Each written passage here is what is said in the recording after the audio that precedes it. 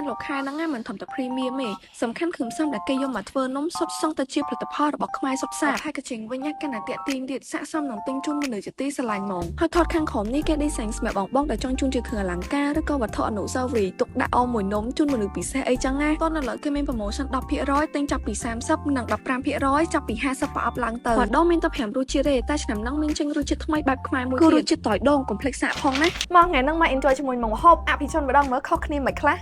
មក Golden Time សិងសាំងសាច់ម្ហូបតាមមុខណាភ្លក់បានតែ2រសជាតិខាងមុខនេះវិញជាបកងបំពងជាមួយនឹងវ៉ាសាប៊ីចំណែកខាងក្រោយនឹងវិញបកងបំពងជាមួយនឹងពងទាប្រៃឃើញម្ហូបគេស្អាតចឹងដឹងអាហ្នឹងឯងគេអត់អាហ្នឹងគឺគេផកក្រូចថ្លុងអប់ជាមួយនឹងត្រីសាម៉ុនហើយចំណែកនេះវិញក្តារបំពងស្រួយខ្ញោកហ្មង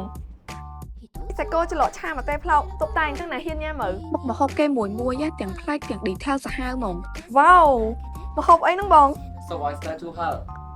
នៅស៊ុប oyster ជូរហិលម្ហូបនេះកូនកកាតាំងឲ្យស៊ឺឈន់អ្នកញ៉ាំហិលឲ្យត្រូវហ្មងសេតទាំងអស់ហ្នឹងណាបងមកហរនៅ Hall of Golden Time និង Fortune Palace ដែលមានទីតាំងនៅក្នុងអគារ Nagawal ផ្ទាល់ហ្មងហើយនៅនេះមានសុទ្ធតែចុងផុលលំដាប់ទាំងរសជាតិនិងការតុបតែងគឺឲ្យអួយផ្លេចទេនំលោកខែបើសាច់នំវិញឲ្យឡើងល្មួតមានតាំងពីផ្អែមសុខភាពទៀតមកជាឈុតហ្មងបងដែលមកចុងសប្តាហ៍សុខសៅរ៍អាទិត្យម៉ោង7កន្លះគេមានសម្ដែង show ឲ្យមើលទៀតមកតា Nagawal ធានាថាផ្លែកភ្នែកហ្មង